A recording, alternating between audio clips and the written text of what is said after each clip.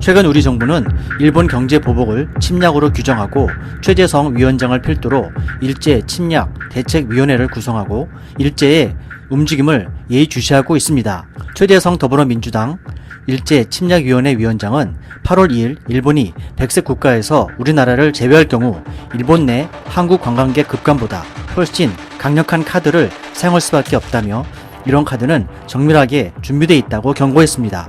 현재 일본 내에서는 한국의 불매운동으로 인해 관광객이 급감하는 등 경제적인 타격이 일본 지방 소도시를 중심으로 1차, 3차 산업에까지 빠르게 확산되고 있습니다. 우리도 중국의 사드 보복으로 800만 명의 중국 관광객을 비교해보면 한국 관광객 750만 명이 일본에 어느 정도의 타격을 입힐지 짐작할 수 있다고 하는 것이죠.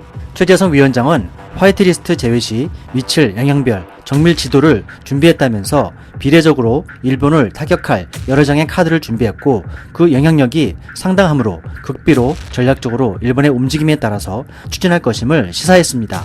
최 위원장은 지소미아 한일 군사정보보호협정은 한국에는 기껏해야 일본 위성정보 일부뿐이어서 오히려 일본 측에 유리한 협정으로 지소미아 연장 여부도 하나의 카드가 될 수 있음을 시사했고 이낙연 총리 특사파견은 우리에게 유리한 협상과 분위기가 뒷받침됐을 때 가능하다며 선을 그었습니다. 이러한 일제침략위원회의 강도 높은 발표에 대해서 일각에서는 준비된 카드 중에 하나가 바로 일본이 가장 취약한 보안시장 교란을 언급하고 있습니다. 평창올림픽 당시 해커들의 기습 공격이 발생했을 때 우리나라의 보안업체들이 매우 신속하게 대처하는 모습을 목격한 후 일본 도쿄올림픽 관계자들은 감탄했고 이후 우리나라의 보안업체들은 도쿄올림픽과 계약을 맺은 상태라고 합니다. 일본의 보안시장은 규모에 비해 경쟁력을 갖춘 보안업체가 취약한 실정입니다. 미국, 유럽 다음으로 큰 규모이지만 대표 업체도 없고 기술력도 매우 취약하다는 것이죠. 우리나라 보안업체 관계자는 일본의 보안업계는 매우 열세한 분야라며 보안 솔루션 대다수를 미국, 유럽, 한국 같은 해외 업체들 제품만 이용하는 추세라고 합니다. 이미 경쟁력 있는 일본의 보안업체들은 미국 쪽으로 대다수를 매각한 상태이기 때문에 그러하다는 것이죠.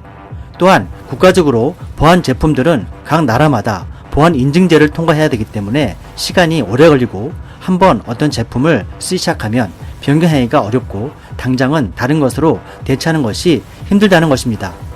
익명의 보안업계 전문가는 새로운 솔루션을 도입할 경우 한국 기업 제품을 안 쓸 수도 있지만 도입하는 그 과정에서 보안 공백은 불가피하고 이러한 보안 분야는 국제적인 협력이 최우선이기 때문에 보안 문제는 초급을 다투는 긴박한 상황으로 악성 코드 정보나 해킹 유형을 보안업체끼리 서로 공유하고 협업해 대응해 나가는 것이 핵심이기 때문에 그만큼 국제적인 대회 등에 매우 중요한 사안이라는 것입니다.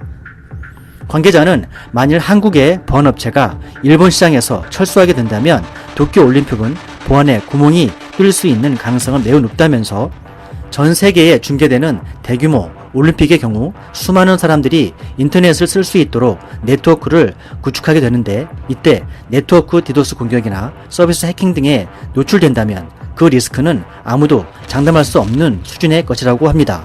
내년 2020년 도쿄올림픽을 코앞에 두고 있는 일본 관계자는 보안 문제에 지금 상당한 신경을 쓰고 있다고 합니다.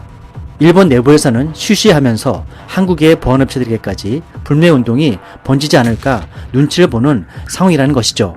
징용 배상과 보상의 차이를 구분하지 못하고 얄팍한 정치 공세를 계속해서 굽히지 않는 일본 정부는 8월 2일 화이트리스트에서 우리나라를 제외한다고 추가적인 보복을 고집하는 상황입니다.